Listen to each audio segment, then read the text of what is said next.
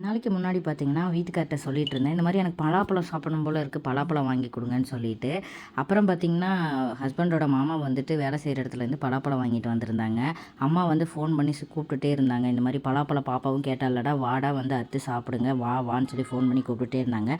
வெள்ளோடு வரைக்கும் ஒரு வேலையா போனதுனால, சரி அப்படியே அம்மா வீட்டுக்கு போயிட்டு வந்துரலாம்னு சொல்லிட்டு கிளம்பிட்டோம். வீட்டுக்கு போனா எங்கள அவங்க சும்மா விடுவாங்களா? நான் போய் நாட்டுக்கோழி எடுத்துட்டு வரேன். சமைச்சு சாப்பிட்டு போடா அப்படின்னு சொல்லி சொன்னாங்க. நாங்க கொஞ்சம் வேலையா இருக்கு. வெளிய போணும்ப்பான்னு சொல்லி சொன்னோம். அப்பா இருந்துட்டு, இல்ல நீ சாப்பிட்டு போயே ஆகணும்னாங்க. வீடியோ ஷூட் பண்ணும்போது, அப்பா நீ இந்த வீடியோ போஸ்ட் பண்ணீன்னா, நான் வீடியோக்கு இனிமே போஸே குடுக்க மாட்டேன். எனக்கு இந்த வீடியோ எடுக்கிறதெல்லாம் பிடிக்காது. என்னை வீடியோ எடுக்காத அப்படின்னாங்க. இல்லப்பா நான் போடுவேன் அப்படின்னு சொல்லிட்டு நான் எடுத்தேன். உடனே என் ஹஸ்பண்ட் இருந்துட்டு, சரி நான் சமைக்கிற மாரி நீ எடு அப்படின்னு சொல்லி கிண்டல் பண்ணிட்டு இருந்தாங்க.